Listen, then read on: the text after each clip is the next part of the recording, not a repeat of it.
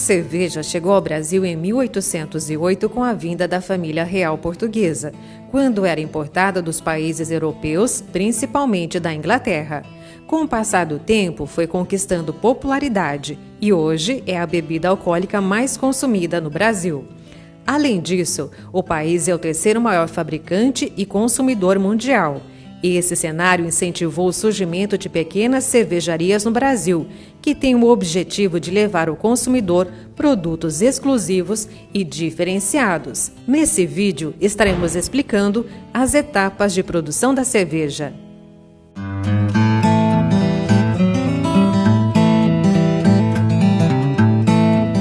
A malteação é a primeira etapa para a produção de uma cerveja de qualidade e para a definição do tipo que será produzida. Basicamente, o processo de malteação acontece da seguinte maneira. Após a colheita da cevada do campo, ela é levada às maltearias. Nesse local, ela é induzida a iniciar uma germinação. Com determinado tempo, essa germinação é cessada por um aquecimento por estufa. Tá? Então, após esse aquecimento, ela é levada à torrefação. Então, umas são feitas uma torrefação mais branda, outras a torrefação é feita mais forte. Com isso, a gente tem diferentes tipos de cevada maltada, tá? Com diferentes colorações. E isso interfere na qualidade da cerveja, devido ao fato de você ter uma cevada mais escura, você tem umas características diferenciadas na cerveja e também a coloração mais forte. E as cevadas base, que é chamada de cevada Pilsen, que é utilizada para todas as cervejas e onde tem o maior número de enzimas contido nesse grão. Podemos utilizar diferentes tipos de malte para a produção de uma cerveja? Sim, Nilo. Por exemplo, aqui nós temos 4 tipos de maltes com colorações diferenciadas. Tá? Esse primeiro aqui é o malte Pilsen, que é um malte mais claro, né? E ele passou por um processo de secagem mais brando. Tá? E ele contém enzimas necessárias para quebrar o amido. Tá? Ele é rico em amido também, mais do que os outros maltes, né? Com diferentes tipos de torrefação. Esse daqui é um malte mais avermelhado, tá? Que ele passou por um processo de torrefação um pouco mais forte. Por conta disso ele tem uma coloração avermelhada. E aí isso daqui você, colocando na receita da cerveja, em diferentes proporções, você obtém uma coloração diferenciada da cerveja. Esse daqui já é o trigo maltado, tá? Muitas cervejarias utilizam ele pela sua alta capacidade de proteína, né? Então, por conta disso, ele dá uma estabilização de espuma melhor e também um corpo ideal para a cerveja. Esse outro aqui, que é um malte mais escuro, como você pode perceber, como se fosse um café, né? Ele passou por um processo de torrefação alto. Por conta disso, ele não tem enzimas necessárias, né, para se quebrar o amido e também não fornece açúcar para a gente, devido a essa torrefação. O que ele fornece para a gente é coloração da cerveja e um pouco de corpo também.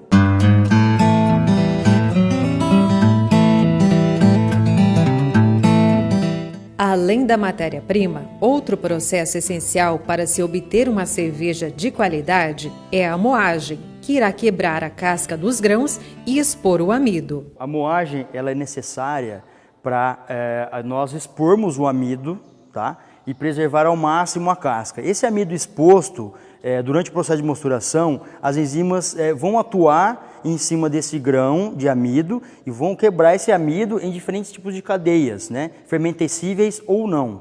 Qual deve ser o aspecto do malte após a moagem?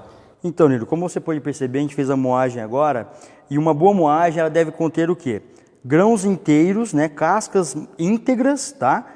Porque essa casca que vai ser o elemento filtrante durante a filtração do mosto, e expondo o grão de amido, que esse amido é o mais branquinho aqui, que quando a gente vai fazer a mostura, o amido tem que estar exposto e para ser agredido pelas enzimas e transformado em açúcares fermentescíveis. Como uma boa moagem vai influenciar nas etapas posteriores da produção de uma cerveja? Pois bem, a moagem é a primeira etapa do processo da cervejaria, tá? E ela é muito importante, porque se a gente fizer uma moagem inadequada, nós vamos ter problemas posteriores no processo. Uma boa moagem, você terá uma boa filtrabilidade de mosto, uma boa clarificação de mosto, e você tem menos adstringência dentro desse mosto também, porque a adstringência vem da casca. Se você quebrar muito a casca durante a moagem, você consegue também ter muita essa adstringência.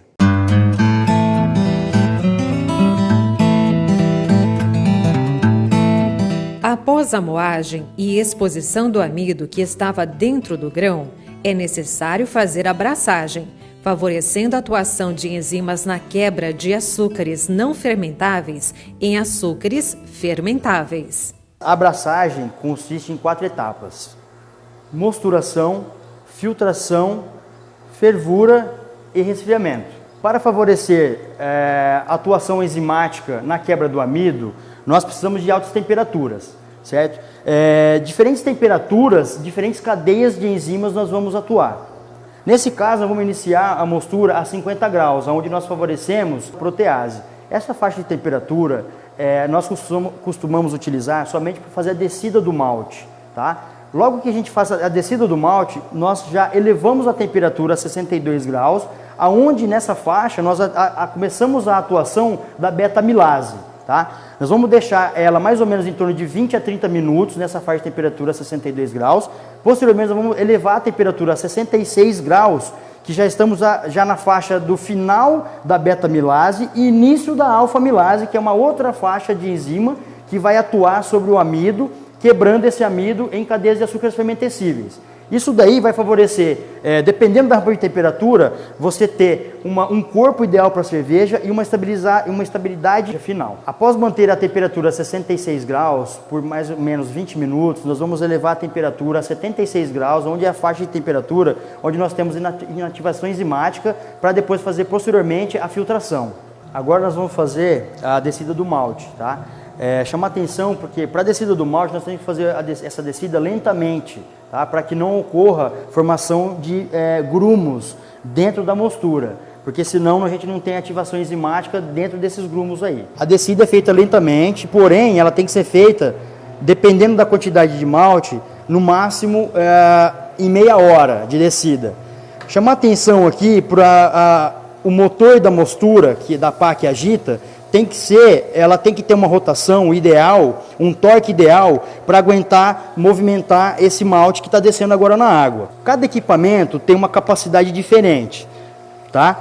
A gente tem que chamar atenção quantidade de volume de água para cada quilo de malte, certo?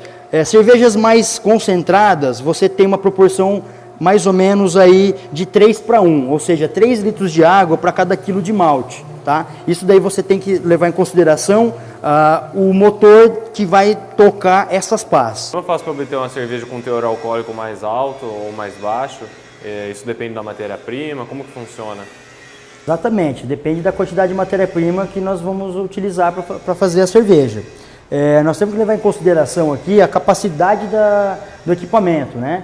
Então, lembra daquela proporção que eu havia comentado? De 3:1, o máximo que a gente pode chegar. Ou seja, 3 litros de água para cada quilo de malte, tá? Então, isso depende do volume da capacidade da mostura, tá? E a capacidade aqui também do mexedor, se tem um torque mais alto ou não, tá? É claro que eu posso fazer uma cerveja mais concentrada de álcool somente utilizando o mosto primário e lavando muito pouco a cerveja. Só que eu vou ter um volume menor de cerveja produzida, tá? Então, via de regra, para a gente produzir uma cerveja mais alcoólica, nós temos que concentrar isso daí de açúcar, seja colocando mais matéria-prima ou evaporando mais água. Isso depende do volume final que você quer obter. Existe uma tabela que relacione o açúcar do mosto com o tipo de cerveja que será produzido? Sim, como eu havia dito, né? Então, seguindo aquele guia de estilos de cerveja, lá a gente tem uma série de parâmetros, inclusive álcool, amargor, açúcar inicial e final, tá? Então, esse guia de estilos foi formado justamente pelo tanto de cervejas, o tanto de estilos de cerveja que estava aparecendo no mundo. Então, foi feito esse guia de estilos então, para a gente ter um norte para onde seguir. Então, determinado tipo de cerveja, você tem um álcool de X a X, amargor de tanto a tanto, e aí você se enquadra dentro de cada estilo, tá? Então, relacionado a açúcar inicial e final, também, tanto de final de mostura, quanto início de fermentação e final de fermentação, né? Então, hoje em dia, a gente percebe que tem muitos campeonatos de cervejas internacionais, nacionais, né?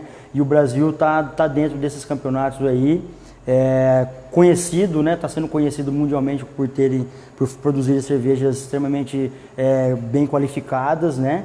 e devido a nós utilizarmos também algumas matérias-primas brasileiras, que só tem aqui no nosso país. Então, esse crescimento é evidente hoje em dia, né? Tanto é que a gente está percebendo aí várias microcervejarias estão abrindo e cada vez mais as microcervejarias estão participando de campeonatos nacionais, internacionais, vários festivais, né, de cerveja estão aparecendo no Brasil. Isso daí é não somente para o público que trabalha com microcervejaria, mas com os consumidores também, né? Acabam aprendendo mais sobre a cerveja, acabam descobrindo o tanto que esse ramo é diferente e que cativa as pessoas cada vez mais. Além das ramas de temperatura que você já explicou anteriormente, que são feitas de acordo com o tipo de cerveja que você quer fabricar, existem as fases da mosturação. Você pode nos explicar melhor essas fases? Sim, Nilo. Nós temos 3 fases de mosturação: o entumecimento, a gelatinização e a sacarificação. O entumecimento nada mais é que quando nós fizemos a derrubada do malte na água quente para fazer a mostura, esse malte vai se entumecer com água quente, certo? Posteriormente, a gelatinização é o quê? A água com a temperatura mais elevada, ela vai começar a agredir o envoltório que envolve o amido e vai começar a quebrar esse envoltório para que ocorra a ação enzimática atuando em cima desse amido, que é a sacarificação. A sacarificação nós podemos também fazer o teste do iodo, que é para a gente saber exatamente se ocorreu essa sacarificação ou não. Bom, ao final dos 20 minutos a 66 graus, então chegou a hora da gente fazer o teste de iodo, que é o teste de sacarificação, para ver se sacarificou, tá? Então aqui eu tenho uma placa de Petri, certo? Eu dividi ao meio. Do lado direito aqui nesse pozinho branco é o que sobrou da moagem, é o amido puro, tá? Ao lado esquerdo aqui, nós temos aqui uma quantidade pequena da mostura aqui, tá? Então agora nesse momento eu vou pegar, eu vou pingar e vou fazer o teste de iodo. O iodo, ele tem uma coloração amarelado escuro, tá? Então ele tem afinidade pelo amido. Então quando eu pingar o iodo nesse pauzinho branco, como ele tem afinidade pelo amido, ele se cora com o amido, a coloração vai modificar e vai se tornar escura, preta, tá? Do outro lado, onde nós temos uma amostra aqui da mostura, o iodo ele não se cora com açúcares fermentescíveis, né? ou açúcares quebrados, vamos dizer assim, tá? Então, ao momento que eu pingar uma gota aqui de iodo deste lado, onde tem uma amostra aqui da mostura, a coloração vai se manter amarelada, tá? Então, o que eu sugiro nisso daí? Ocorreu então a sacarificação, então eu posso dar sequência no meu processo e finalizar a mostura neste momento, passando então a temperatura de 66 para 76 graus, que é o ponto de inativação enzimática, correto? Então vamos lá. Então aqui onde ficou bem escuro, onde tem amido. E a parte de baixo aqui, onde está a mostura, tá? Onde foi corrida a mosturação, então ficou amarelado. Então ocorreu a sacarificação, então eu posso dar continuidade no processo. Bom, dando sequência aqui no processo, nessa tina nós estamos finalizando a mostura, tá? Nós vamos jogar a temperatura aqui para 76 para fazer inativação enzimática. Enquanto isso, nós precisamos organizar aqui a tina de filtração para que receba todo esse volume que está aqui nessa tina para essa tina de cá. Aqui no fundo dessa tina de filtração nós temos uma peneira, tá? Onde vai ser filtrado todo esse volume. Para que isso ocorra, nós temos que bombear uma água de forma que nós bombeamos, de forma que a água preencha mais ou menos 2 dedos acima da peneira com água quente, tá? Isso daí é chamado de água de lastro. Isso daí tem em torno mais ou menos de 15 litros de água aqui para esta tina. É claro que para outros tipos de equipamentos a gente tem que fazer um cálculo, tá? Então, bombeando essa água aqui, de forma que fique 2 dedos de água quente acima da peneira, posteriormente então nós vamos transferir todo esse volume da tina de mostura para a tina de filtração. Vamos colocar então aqui a água de lastro. Lembrando que a água de lastro ela tem que entrar na temperatura de 76 a 78 graus de temperatura, de forma que fique 2 dedos acima da peneira.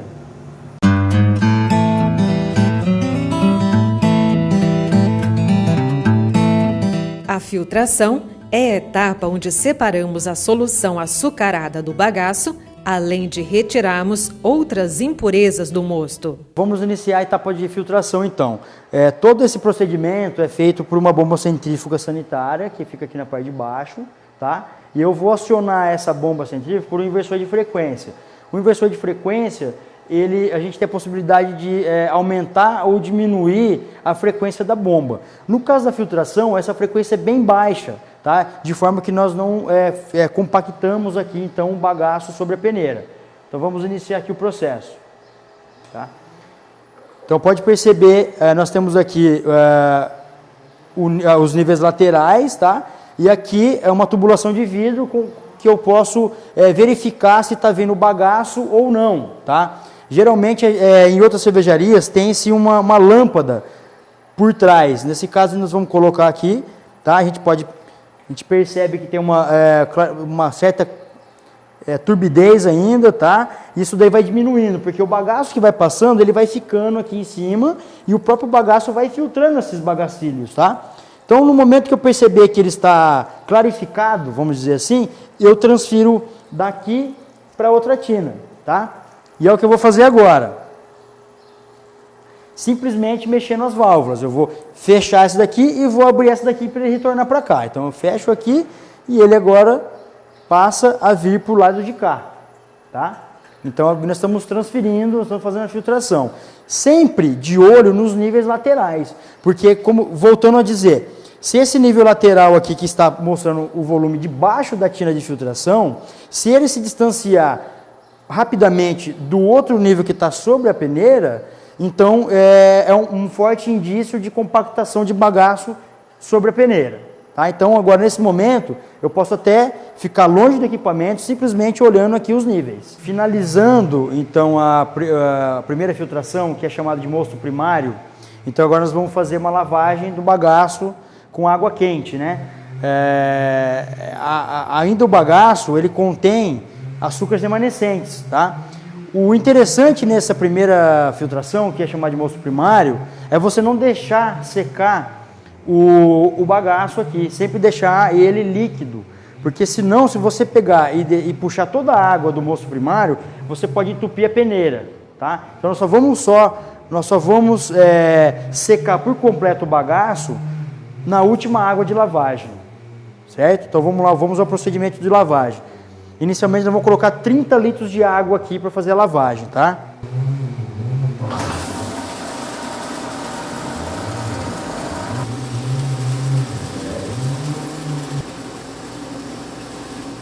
Então, feita a primeira lavagem, né? Agora então vamos fazer o afofamento, tá?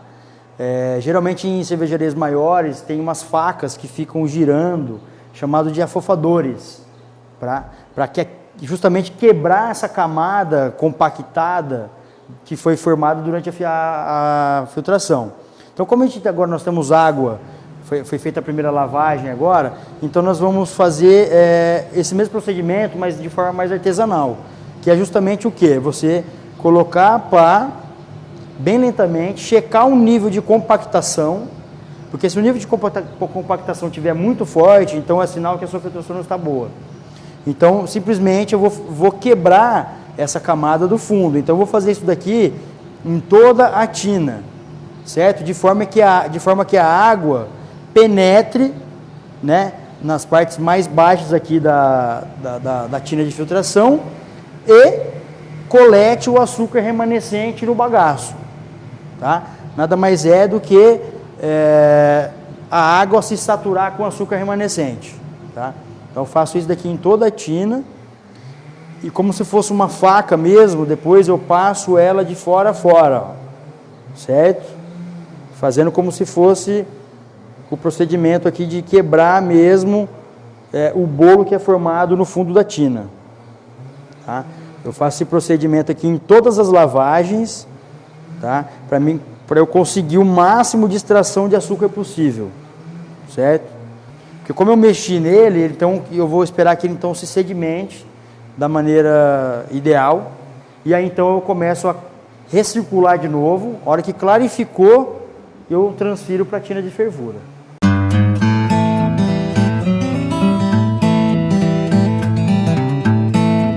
Durante a fervura do mosto, ocorre a eliminação de substâncias indesejáveis e também o incremento de aroma e sabor na cerveja. Bom, então agora a gente chegou na etapa da fervura, tá? Onde vai ficar em fervura intensa, como vocês podem ver, por no mínimo 40 minutos. Tá? Um dos objetivos da fervura é, primeiro, esterilização do mosto, segundo, isomerização do lúpulo, ou seja, onde o lúpulo vai liberar suas resinas, seus óleos essenciais, que vai dar alguns sabores diferenciados na cerveja. Tá? Serve também para a gente acertar a densidade inicial da cerveja e também com isso a gente acaba evaporando alguns compostos indesejáveis para a cerveja, como DMS, alguns taninos também são carreados durante esse processo. Nessa etapa também nós temos que calcular a taxa de evaporação. Tá? Para a cerveja, a taxa de evaporação gira em torno de 7 a 10% de taxa de evaporação. Existe o lúpulo de amargor e o aromático. Qual a diferença entre os dois e como você dosa a quantia de cada um e qual a melhor ordem para adicioná-los? Se adicionar um primeiro, o outro depois? Tá, então nós temos dois tipos de lúpulos, né? O lúpulo que confere amargor na cerveja e o lúpulo que confere aroma. Existe também um lúpulo que ele confere os dois, tanto o amargor quanto o aromático, tá? Depende da variedade. A ordem de adição do lúpulo durante o processo de fabricação de cerveja depende do cervejeiro, tá? Mas, por exemplo, o lúpulo que confere amargor na cerveja, ele precisa de um tempo a mais de ebulição em altas temperaturas para ele conseguir se isomerizar, ou seja, para conseguir extrair ao máximo desses compostos aromáticos e compostos de amargor que ele vai dar na cerveja. O lúpulo de amargor ele demora um pouco mais para ser isomerizado, então por isso que nós adicionamos no início da fervura, para dar tempo para ele fornecer as características desejáveis do lúpulo que dá ao amargor. Tá? Agora, já o lúpulo que nos fornece o aroma para a cerveja, esse sim, eles têm compostos muito voláteis, então se nós adicionarmos ele no início da fervura, esses óleos essenciais eles vão se volatilizar, né? E nós vamos perder essas características. Então, por isso nós efetuamos a adição de lúpulo que dá o aromático, o lúpulo aromático, no final da fervura ou próximo do final da fervura, para ele dar essas características de aroma mesmo. Então agora vamos fazer a adição do lúpulo que vai dar o aroma na cerveja. Anteriormente, no início da fervura, nós já adicionamos o lúpulo que vai conferir amargor na cerveja. Então agora vamos adicionar o último lúpulo, tá? Então essa adição é feita lentamente, de forma que você não permita que esse volume todo transborde da tina, tá? Então bem lentamente vamos adicionando esse lúpulo, tá? Nós estamos aqui com 5 minutos antes da fervura acabar. Então colocando o lúpulo aromático, que é o que confere realmente o aroma à cerveja, tá? Qual a quantidade de lúpulo que você adiciona na cerveja? E isso depende pro tipo de cerveja que você vai produzir, do sabor que você quer obter? Exato. Então, depende do estilo de cerveja que nós estamos querendo produzir, ele tem uma determinada quantidade de IBU. IBU é a quantidade de amargor da cerveja. Então, hoje nós temos dois esguias de estilos de cerveja que é conhecido mundialmente, que é o Brewers Association e o BJCP. Lá está listado uma série de estilos de cerveja e inclusive está lá destinado, por exemplo, cerveja estilo Blonde Ale. Então ela tem uma faixa de amargor que você tem que colocar, ajustar esse amargor dentro dessa faixa, né? Então estabelecido por alguns juízes da parte de cerveja, você estabelece, então, esse amargor aqui tem que ter 15 BUs, né? Então dependendo disso daí a gente pode regular a quantidade que a gente vai adicionar na cerveja. Para isso, a gente tem alguns cálculos que a gente faz, levando em consideração a quantidade de alfa-ácido do lúpulo e a espécie, da onde que ele vem. Se é um lúpulo mais cítrico, se é um lúpulo mais terroso, e aí você pode formular a quantidade de amargor, o aroma referente a esse guia de estilos. Como é feito para se medir o teor de açúcar do mosto? Então, Nilo, aqui, em várias etapas do processo, nós precisamos checar a quantidade de açúcar, né? Inicial ou final ou durante o processamento de fermentação, que a gente tem que ter uma condução desse processo, né? Porque o processo de fermentação nada mais é que consumo de açúcar e formação de álcool e outros subprodutos, né? Então nós temos que monitorar esse consumo de açúcar, tá? Aqui, durante a fervura, nós medimos a quantidade de açúcar inicial e após a fervura também. Então, para um eventual ajuste de açúcar, nós podemos ferver um pouco mais ou ferver um pouco menos, né? Essa quantificação é feita pelo refratômetro. Esse aqui é um refratômetro de campo, né? Refratômetro de bolso, onde a gente consegue checar o Brix do mosto, ou seja, o açúcar, né? Lembrando que o Brix ele equivale a graus Plato, que muitos cervejeiros utilizam essa unidade de medida como graus Plato ou até gravidade específica. Nesse caso, o Brix e os graus Plato equivale à mesma coisa. Então nós utilizamos esse aparelhinho que é muito fácil, chamado de refratômetro, onde eu já tenho uma amostra aqui resfriada. Essa amostra tem que estar em torno de 20 graus para você fazer a medição. Aí você pinga umas gotinhas aqui, tomar cuidado para não deixar bolhas, tá? E aí você fecha o equipamento e aí você consegue, contra a luz, você consegue checar a quantidade de açúcar ideal que você, né, a quantidade de açúcar real que você tem. E aí, por conta disso, você consegue tomar atitude de deixar mais concentrado ou menos concentrado.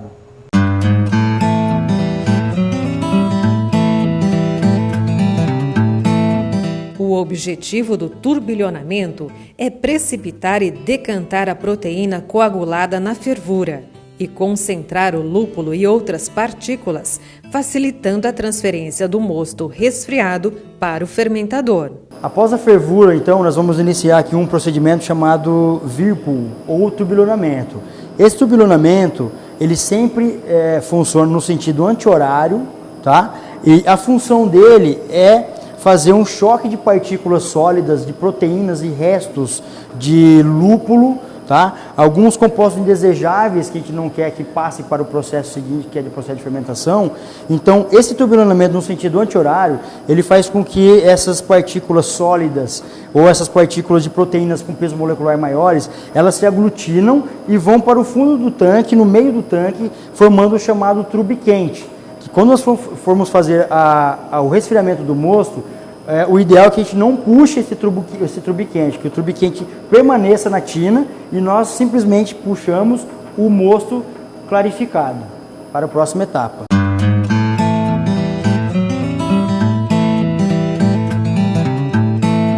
O resfriamento é necessário para que o mosto atinja a temperatura ideal para a adição da levedura e evitar a contaminação do mosto. Então agora nós estamos aqui na etapa de resfriamento do mosto. Então foi feita a fervura, foi feito o Whirlpool, né, o turbilhonamento, repouso para a formação do trube quente.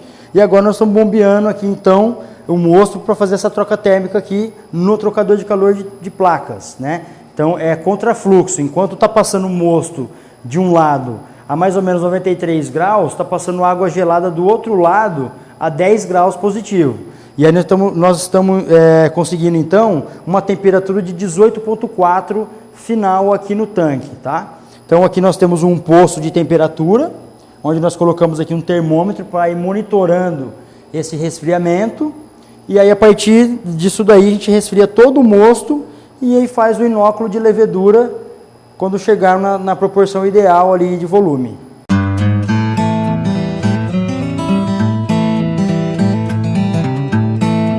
A fermentação é a etapa onde se inicia a inoculação de leveduras, o consumo de açúcares fermentáveis e a produção de álcool, gás carbônico e alguns ácidos orgânicos. Então agora a última etapa aqui é fazer o inóculo de levedura, tá?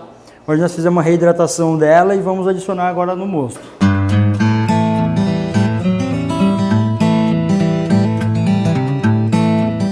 O amadurecimento dos compostos responsáveis pelo aroma, sabor e formação de ésteres é obtido no processo de maturação. Pronto, agora é só deixar aqui em torno de, nessa temperatura eu vou fermentar 16 graus, em torno de 5 a 6 dias ela acaba de fermentar, depois eu vou abaixar a temperatura para 5 graus durante um dia e 0 graus para fazer a maturação completa. Mais uns 10 dias de maturação.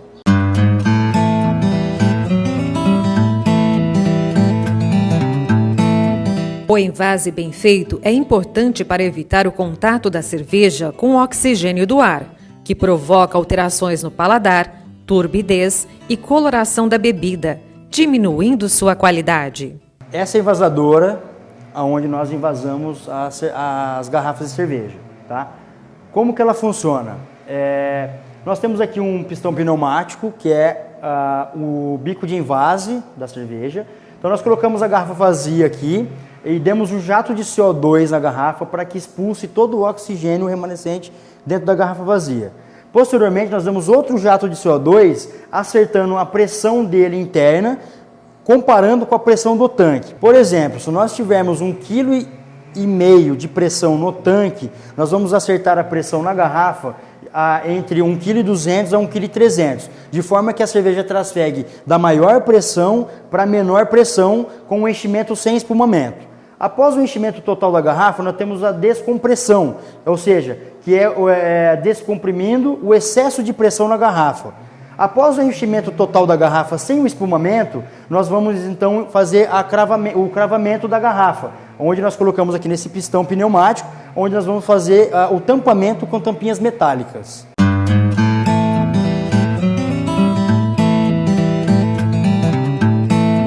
A pasteurização é um processo térmico no qual a cerveja é submetida a um aquecimento e posterior resfriamento para garantir maior estabilidade ao produto. Bom, aqui nós temos o pasteurizador, né? Após as garrafas serem envasadas, nós trazemos as garrafas para cá e as garrafas são colocadas de pé aqui embaixo, tá? E ela é colocada dessa maneira vertical para que caiba mais garrafas aqui no pasteurizador. O pasteurizador funciona da seguinte forma: nós temos um aquecimento da água que vai ser bombeada aqui para dentro, né, nessas hastes aqui de um ângulo que vai fazer com que ela gire como se fosse um chuveiro jogando água quente sobre as garrafas, certo? Nós temos aqui internamente um sensor de temperatura que é colocado dentro da garrafa de cerveja, para nós sabermos exatamente qual que é a temperatura que está dentro da cerveja. Um outro termômetro é colocado na linha de entrada da água. Então nós temos dois termômetros, um mostrando a temperatura da água que está chegando para ser bombeada em cima da cerveja e a temperatura real da cerveja dentro da garrafa. Pasteurização. Nós temos que, para a gente pasteurizar, nós temos que chegar a uma temperatura de 60 graus dentro da cerveja, deixando por um determinado tempo, tá? Esse determinado tempo é referente ao teu processo. Por exemplo, 1 minuto a 60 graus equivale a 1 UP, ou seja, 1 unidade de pasteurização. Se o seu processo é bem esterilizado, bem controlado, você pode reduzir essa UP, ou seja, você pode colocar ela, por exemplo, 5 minutos a 60 graus, você vai obter 5 UPs, tá? Hoje, grandes cervejarias, para manter um processo garantido, e como é todo maquinário que faz um processo de limpeza, geralmente eles colocam de 10 a 15 UPs, ou seja, eles deixam de 10 minutos a 15 minutos a 60 graus. Quanto mais você reduzir o tempo de pasteurização, o teu grau de UP, você vai estar agredindo menos o teu produto final. Para mais informações, entre em contato com a Casa do Produtor Rural da Exalc.